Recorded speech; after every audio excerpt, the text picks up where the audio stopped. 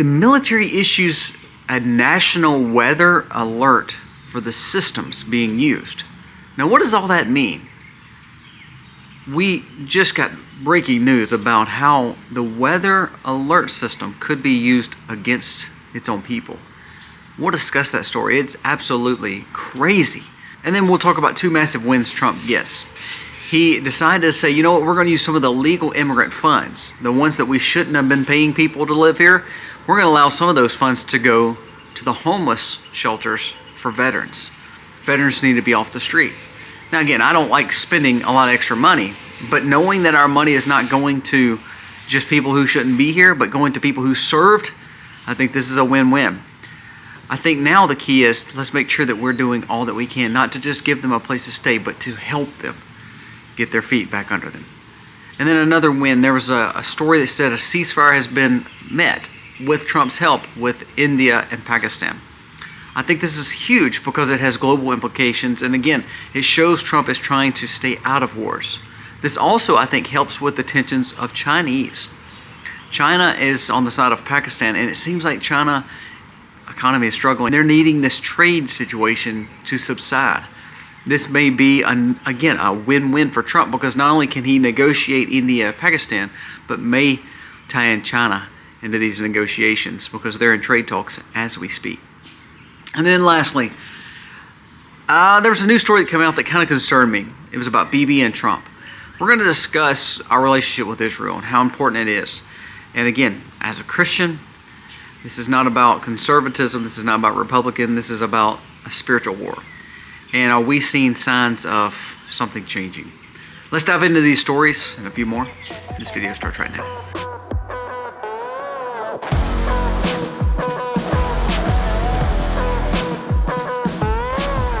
Hey guys, welcome to the channel. Thank you so very much for being here today. Again, it is a beautiful day. The rain is starting to get out of here in South Mississippi, but it has been a wet and nasty night. So I'm glad to see the sun is starting to peek out, and hopefully we'll get on the farm today and do some work. And again, we have the vlog channel, Life with Colby Mack. You'll see that and what we do each and every day on this farm on that channel. So make sure you go check out the Life with Colby Mack. We put a vlog out, I think yesterday. And again, you'll see how we live a sustainable way, even when it's raining, nasty, sunny, cold, doesn't matter. We have to get things done. Again, one more quick thing. Remember, we're doing lives about every other day. We did a live yesterday. Go check it out. It has some great stories on it. And then we do a lot of question and answering. So make sure you are looking forward to the lives. I think we'll probably do again another one tomorrow afternoon. So let's jump into it. There's a new story from Leading Report. It says President Trump issues an executive order to build a national center for homeless veterans using the funds that were previously spent on illegal immigrants. Now, this is, I think, a win because what it's saying is if we're going to waste money, and I don't say waste as in wasting money on homeless shelters. I'm not saying that. Listen, if we're going to frivolously waste money in government, instead of wasting that money in things that we don't get benefits from, think about using that money for people who did serve. Veterans played a big part of American and the way we believe in freedom. So if we're going to have to use money, if we're going to see Congress not cut budgets, I would rather reallocate those monies to something that is more beneficial to American people and also to American sovereignty. Let's find out why these homeless veterans are on the street. Let's give them a place to stay. Now here's the key though. Here's where I want to make sure that government gets right and not wrong. Typically government just throws money at a problem. I don't think we need to throw money at the problem. I think we need to get to the root of the problem. So I would love to see this homeless shelter have opportunities for chaplains to be there. Not some open chaplain. I'm talking about a simple Christian chaplain to say, hey, you've been through a lot. Let me help you get to the next place. So I'd love to see a religious connotation behind this. And that way, maybe you can get some of these guys back on steady ground, steady footing. If they need help, then we help them. But I think throwing money at them just to give them a bed to sleep in is not the answer. I think finding out the root of the cause and finding out how we can get them assisted, maybe with working, maybe with, trying to work through some of the things that they've been going through. I think that would be key. I think chaplains would be a good part of that. So I love to hear this. I think this is a massive win, but I do believe we need to be very conscientious and careful of don't just throw money at the problem, actually try to solve the problem. Using the money that we once were allocating to people who didn't even assimilate and didn't want to be here truthfully, other than taking advantage of us. These veterans fought for us, so I think this is a good thing. The second story, I think it's a massive win. Trump came out, and I'm going to read his exact quote, because I thought it was good, and again, it shows that he is in the mix. Even when he said that he wants us to stay out of their business, I think it's great that he's trying to do ceasefires. After a long night of talks and mediated by the United States, I am pleased to announce that India and Pakistan have agreed to a full and immediate ceasefire. Congratulations to both countries on using common sense and great intelligence. Thank you for your attention in this matter, India and Pakistan. Now that's huge, because what happens is, this is for the first time, especially in the last, I'd say, 3 or 4 presidents previous to Trump, and even with Biden, you always saw the White House almost play into the warmongering games. They would play one-sided. I think even though we are definitely one-sided in this, we would definitely fend on the side of India because of the trade agreements. I think it's great that Trump tried to work with both sides to make peace.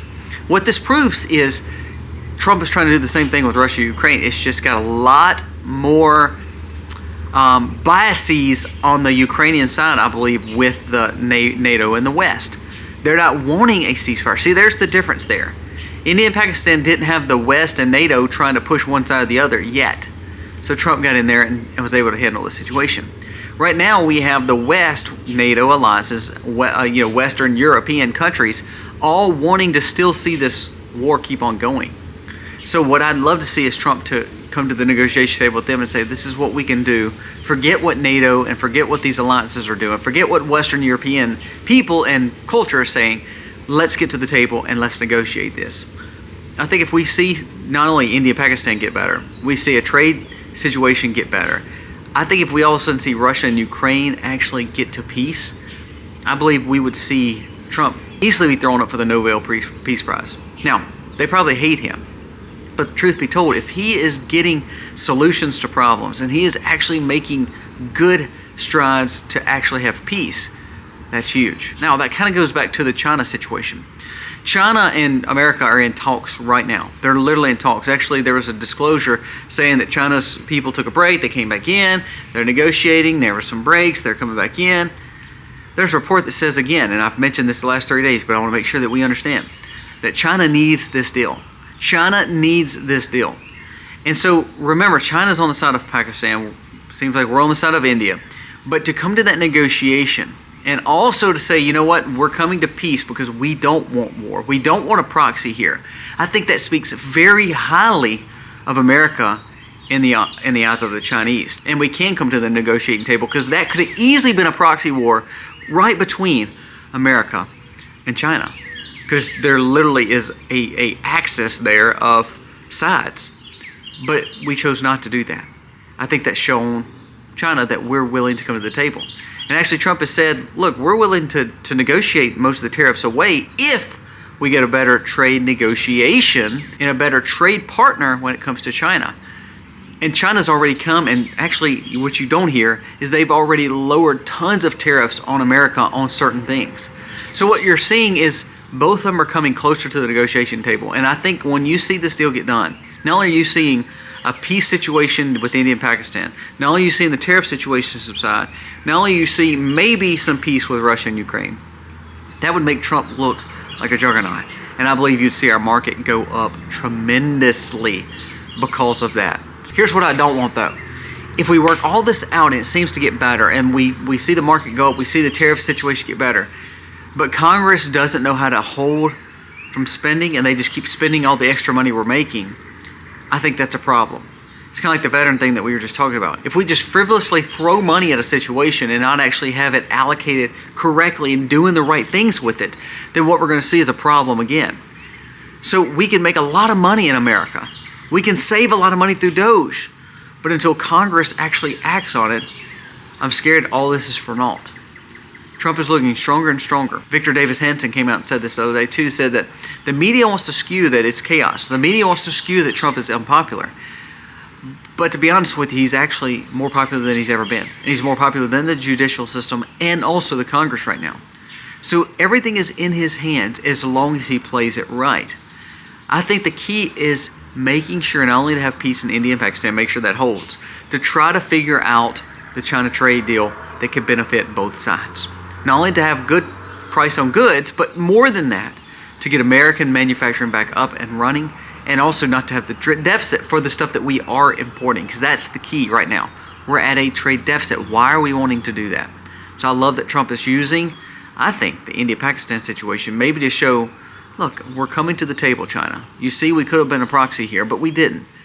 I think, and also Trump saying that we're going to cut, from 145 to 80%. I know that doesn't seem like a lot, but it is a lot. So he's talking right into the ear of China, and China right now is needing this deal. So I believe you're going to see a trade deal come within the next 2 to 3 weeks, easily. And I think you're then going to see the market go up tremendously. Now to two more pressing issues. We talked about the winds, that's good, but now let's talk about some of this unique news I think we need to discuss. Listen to this. This is from Raw Alerts. It says the National Weather Service facilities are on high alert after military threats claim weather radars are being used as weather weapons against the people of the United States. Listen to this. This is just a crazy story. The National Weather Service, known as the NWS, are currently on high alert as both federal and state law enforcement agencies are investigating a series of threats targeting weather radio facilities operated by the National Oceanic Atmosphere Administration, NOAA. The threats are reportedly linked to Veterans on Patrol, an anti-government militia based in Arizona, led by self-proclaimed Christian nationalist and conspiracy theorist Michael Meyer. Meyer and his group claim that the NWS Doppler's weather radar systems are being used for weather weapons against Americans. The militia has allegedly sent multiple threats on the radar sites to the United States. Now, threats probably happen all the time, but why are they all of a sudden bringing this one up? He's quoted as saying he's self-proclaimed Christian nationalist. Again, it's one of those things, I don't know this guy, but I think it's crazy that they're bringing it up. Listen to this. It says, according to the internal warnings of NOAA, the group has been advocating for penetration drills aimed at identifying vulnerabilities in the radar installations, with the ultimate goal of dismantling the systems because of the harm that NWS is doing. Federal and local authorities are actively monitoring the situation to prevent potential acts of sabotage. Now, the reason I want to bring this story up, do I believe this guy is probably a threat? Probably not, to be honest with you. But we are in a country that has 350 million people. And I was listening to a story yesterday about the Epic City situation. I was listening to the story about the mayors going down to the ice and getting arrested yesterday. I listened to these congressmen who are not agreeing with the president. I listened to these other people talk about cities need to go into riot and we need to protest. The point of what I'm saying is we should always be on high alert. This is just one thing that I think that we need to pay attention to. I think the reason it's getting news clout is because those terms, Christian nationalist. Now, why is that a big concern? Because it plays right into the media's hands of Christianity and being someone who loves America bad. That's actually why I want to bring up this story. Do I believe that we're on high alert? Absolutely. I believe we should stay on high alert because I believe our grid, as we talked yesterday's video, if you hadn't seen yesterday's video, go watch it. As our grid is struggling, as our cities are in panic, as we have mayors who are trying to literally go against the system, and we have people going and spitting on politicians and attorneys right in front of cameras. We're in a time where we're almost imploding, not because we actually are. It's because the sentiment and the fact that we cannot get on the same page. We have a leader who wants to see America actually thrive. But I honestly believe we have politicians who hate him so much, and we have the other side who hate him so much, and we have rhinos who hate him so much that they're willing to cause panic and chaos. Is this guy really a threat? No. But I believe the fact that they're using the terminology, and they made sure to throw that in there, Christian nationalists, I think what they're actually doing is they're trying to make a wedge, and again, differentiate and separate people based on some kind of religious belief or some kind of belief in America. Another thing I want us to pay attention to with this story is we need to always be mindful that there's threats. There's always people that hate each other because of rhetoric, because of politics, and just because people are evil. So is it about the National Weather Service or NOAA? No. It's actually about just being on high alert all the time. Because no matter where the attacks are coming from. I mean, for instance, yesterday, Charlie Kirk shared this. And this was actually from a few weeks ago. He just shared it yesterday, but it was two Muslims from Michigan talking about how they wanted to name and take over different parts of Michigan and different parts of America. And their goal was to make this take place over the next 20, 30, 40 years to take over America. And they wanted to name certain cities and states and streets after the people that would basically be sacrificed for Muslim, meaning they would want people who sacrificed to move their way forward. Some of their old people and their forefathers when it comes to Muslim ways. I believe you're always going to be at war because we have probably made mistakes of not setting this up as truly a Christian nation.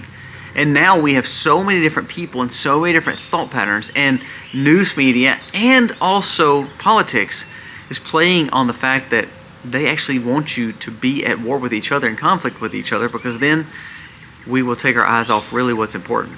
The fact that Congress spent a lot of our money, the fact that our judicial system has fallen to pieces, the fact that actually things are looking better when it comes to America First policies, and we're actually saving money, but Congress doesn't want to cut the budget. So again, if we can keep you conflicted, and we can keep you working and fear, and worry about this new outbreak, and worry about this high alert, worry about this group of people, then we actually take our eyes off things that matter. So as a prepper, what am I doing? First of all, I never take my eyes off what they're talking about, because I believe that they're trying to always hide something, like a puppeteer. At the same time, I'm always on high alert because I know at any point in time, no matter if it's planned or not, things can happen in America.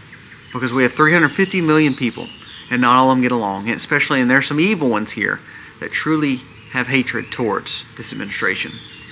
So, are we worried about Mr. Merrick or whatever his name is? No. I think that we should always be on high alert though. Because if we see that weapons are being used against us, it doesn't matter if it's from our National Weather Service. It could be from our government, or it could just simply be propaganda from media. It's all weaponry against us. Pay attention to this story, not because of these people. Pay attention to the story because they made sure to tell you that he calls himself a white Christian nationalist.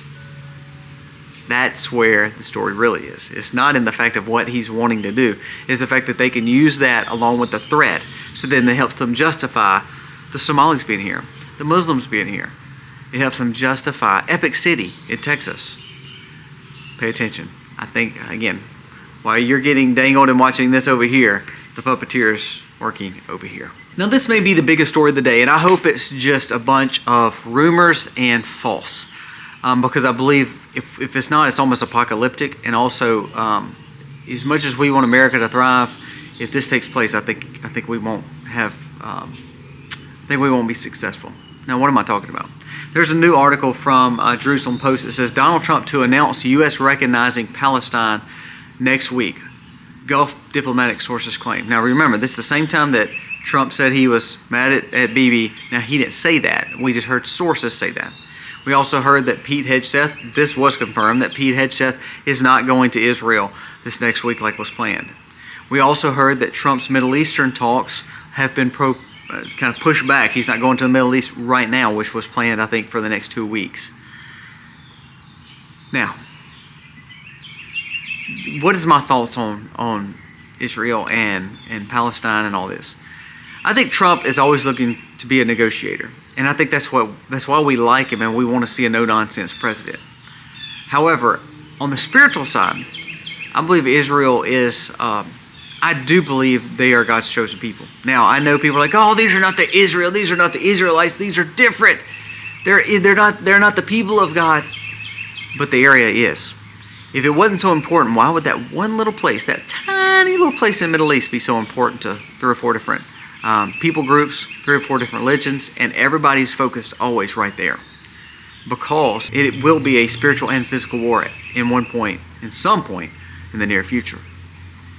But to hear our president, who was a strong supporter of Israel, and I believe this is all rumored. I actually believe this is probably negotiating ploys from Trump.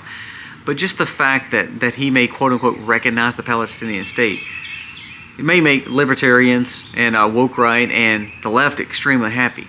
But for the conservative Christians who really have always felt like, we've never been really represented, especially the last 20 or 30 years, this is not what we want to hear. We don't want to see war. We don't want to see bloodshed. But we do want to see Israel and America get along. And I hope this story is false, because personally, again, as a Christian, I don't want to be in a disagreement with Israel. Now, this Israel, as of today, has turned their back on Jesus. We know that. But we do know that's biblical, and we do know that Jerusalem and Israel will play a vital part in the future. Now, you may disagree with me, and I promise you, I know I will get some hatred in the comments. But I don't believe the Palestinian people need a state right there in Israel. Why? First of all, if you go back to their start, it almost goes back to the Philistines and all that. I'm not going to talk about the history, but they've always been in turmoil. These people have always been in turmoil. And for them to not have a home in Jordan, in Egypt, in Lebanon or Libya, any of those places, and they seem like they're always wanting just to pawn them off on Israel, it's always going to be turmoil. Now, I believe that we need peace. Don't get me wrong. I wish they could live there with no problem, and the Jewish people would allow them to live there peacefully. But if they cause war and they cause problems, then we have to find some kind of solving to it. If the people are always in turmoil, do you think they're going to come to peace? Well, first of all, they keep electing, terrorists to lead them, which makes no sense to me. So I really have a problem with this, because when Trump's saying that he's going to recognize a Palestinian state, I do believe it's just because he's wanting humanitarian aid there. I do believe it's a negotiating ploy with Bibi. Mike Huckabee, who is the ambassador to Israel, came out and said it's all false news, and I hope it is. But I think we have to be very conscientious and careful, because I believe the success of America has always been because our eyes have been focused on God.